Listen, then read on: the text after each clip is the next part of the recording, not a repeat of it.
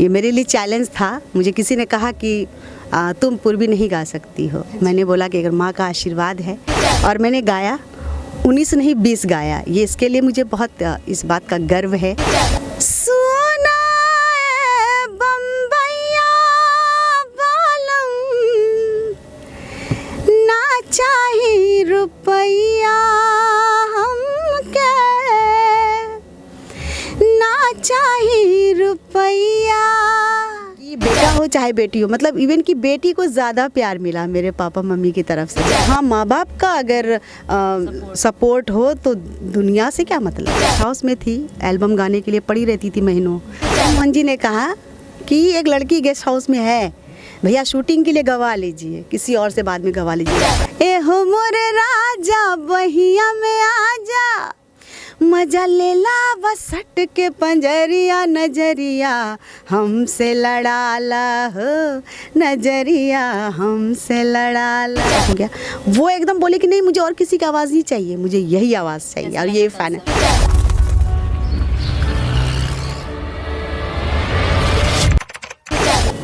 नमस्कार, प्रणाम। लाइव लोग न्यूज़ में आप सभी का स्वागत है। मैं हूं आपके साथ खुशबू रॉय। हमारे साथ फिर से जुड़ रही हैं भोजपुरी की दिग्गज playback singer Indu Sonali ma'am. मुझे नहीं लगता है कि इन्हें परिचय कराने की ज़रूरत है, क्योंकि परिचय की मोहताज नहीं है। और आज से नहीं, बहुत पहले समय से, मुझे लगता है उस समय हम बहुत छोटे थे, उस समय से इनकी गायकी इतनी पॉपुलर है कि हर इंसान, बिहार और यूपी का बच्चा इनका गाना सुन चुका होगा। आगे बढ़ने से पहले इंदु मैम, आपका बहुत बहुत स्वागत है। थैंक यू, बहुत बहुत शुक्रिया। कैसी हैं आप? एकदम बहुत अच्छी हूँ। सबसे पहले तो मैम दिल से थैंक यू। मुझे बहुत दिन से आपसे मिलने की चाहत थी, आज फाइनली आपसे मैं मिल पा रही। बिल्कुल, और मैं भी चाहती थी कि आप जल्दी जल्दी मेरा इंटरव्यू करो, लेकिन मुझे टाइम नहीं मिल पाता था, जिसके वजह से डिले हुआ।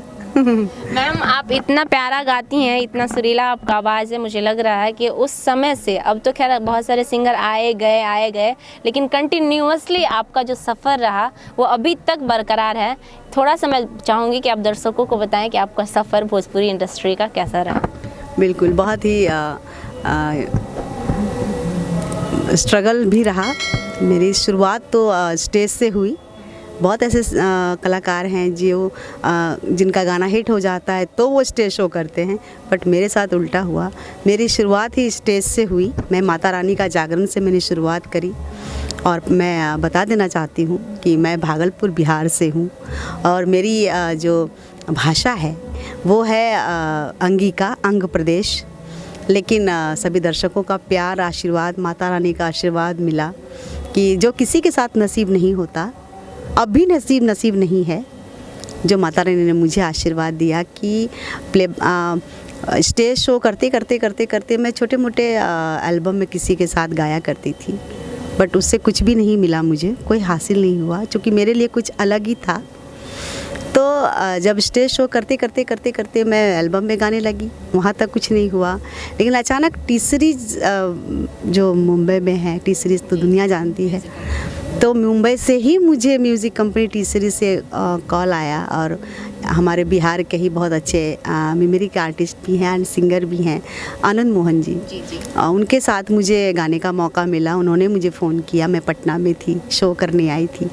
उसी दौरान उन्होंने मुझे कहा कि तुम्हारी आवाज़ बहुत अच्छी है, और पटना में पूरा फेमस हो गई थी मैं शो के माध्यम से। कौन सा गाना है उस समय आपके? बहुत नहीं, मैं स्टेज शो से फेमस हो गई थी, हर जगह में शो करने लगी।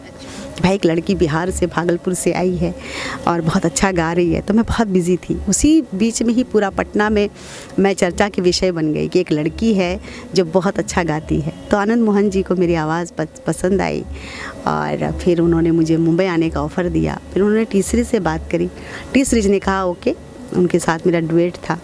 तो फिर मैं मुंबई गई, उसी बीच में शो करते मुंबई गई। वहाँ पे मैं गेस्ट हाउस में रही, टी सीरीज़ के गेस्ट हाउस में रही, और मैं आनंद मोहन जी के साथ एल्बम गाने के लिए रही थी।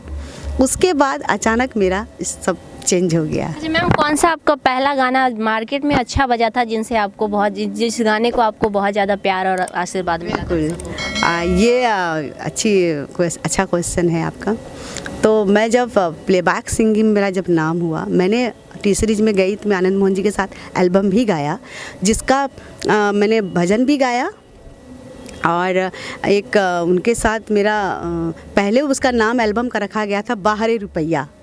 बाद में उसका नाम किसी ने चेंज किया सैया जी, जो वीडियो के माध्यम से यूट्यूब पर है। तो मैंने उसमें पूर्वी गाया था पहली बार। ये मेरे लिए चैलेंज था। मुझे किसी ने कहा कि तुम पूर्वी नहीं गा सकती हो। मैंने बोला कि अगर माँ का आशीर्वाद है तो हो सकता है मैं कोशिश करूँगी। पूर्वी जेंट्स ही गाते हैं और उसमें एक फ़ीमेल ने गाया था, तो एक चर्चा था कि भाई एक फ़ीमेल गाई दूसरा नहीं गा सकती। मैंने बोला मैं कोशिश करूँगी और मैंने गाया। 19 नहीं 20 गाया। ये इसके लिए मुझे बहुत इस बात का गर्व है कि माता का आशीर्वाद, बड़ों का आशीर्वाद रहा कि मैंने पूर्वी गाया, जो उस समय कैसेट चलता था। तो 12 रुपया के नाम से था, जो बाद में सैया जी हुआ। तो यूट्यूब पर भी है, सभी सुन भी सकते हैं। वो पूर्वी सभी को पता है। बिल्कुल।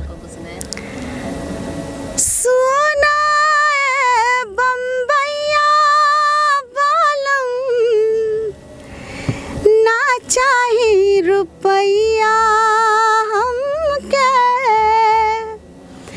ना चाही रुपया ए सैया जी, तोहरा बिनु लागे नहीं, ए रजऊ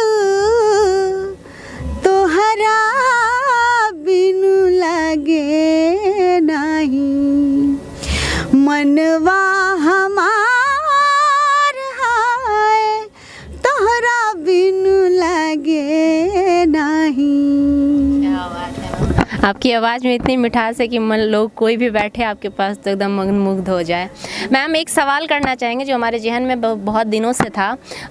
अभी के समय में भी लोग अपनी बेटी को भोजपुरी इंडस्ट्री में नहीं जाने देना चाहते हैं, और कहीं ना कहीं आप उस समय में थी, कहीं ना कहीं हम लोगों से आप बहुत सीनियर हैं, तो उस समय में कैसे आपको परमिशन मिला गाने के लिए, या फिर क्या दिक्कतें आई? सबसे बड़ी बात क्या है कि अगर घर वाले किसी भी लड़की सबसे पहले लोग बोलते थे लड़की जन्म ही क्यों लिया। सबसे बड़ी बात वो बदला कि बेटी पढ़ाओ का नारा लगने लगा। लेकिन मेरा मानना है कि मैं जब मैंने होश संभाला तो हमारे घर में हम 4 भाई बहन हैं, 2 भाई 2 बहन। और उस दौरान मेरे घर में हमारे घर में ऐसा कभी मेरे मम्मी पापा ने बेटा और बेटी में फ़र्क नहीं समझा। मैं दुनिया की तो नहीं कह सकती, बट मैं अपने घर से जो मैंने सीखा और देखा कि बेटा हो चाहे बेटी हो, मतलब इवन कि बेटी को ज़्यादा प्यार मिला मेरे पापा मम्मी की तरफ से। बेटा तो है ही, बट बेटी को बहुत ज़्यादा प्यार मिला। और कहते कोई भी बेटी अगर पढ़ रही है, सबसे पहले पढ़ना माँ बाप के अंदर में है कि माँ बाप जब तक नहीं पढ़ाएंगे बेटी नहीं पढ़ सकती। वो हम लोगों को प्रेफरेंस मिला। पढ़ाई लिखाई में मेरी मम्मी पापा से ज़्यादा मेरी मम्मी एकदम एक्टिव रहती थी और एकदम स्ट्रिक्ट रहती थी, पढ़ाई करना है। तो वो हमने पढ़ा, स्कूल गई। उसके बाद जब कुछ मुझे बनने की हुआ कि मुझे कुछ बनना है, और अचानक नाथनगर भागलपुर में एक मंदिर है, मनोकामना मंदिर, वहीं पर मैं ऐसे 2 लाइन जागरण करने के लिए गई थी। उसमें मैं कोई सिंगर विंगर के बारे में सोचा भी नहीं था। सब कुछ मेरे साथ एकदम संजोग हुआ, अचानक से हुआ और बहुत ही अच्छा हुआ। जो लिखा हुआ था मेरे लिए भगवान ने लिखा था। लेकिन मेरे मम्मी पापा ने कभी भी अपने ज़ुबान से ये नहीं बोला कि नहीं तुम मत करो, ये सिंगिंग मत करो।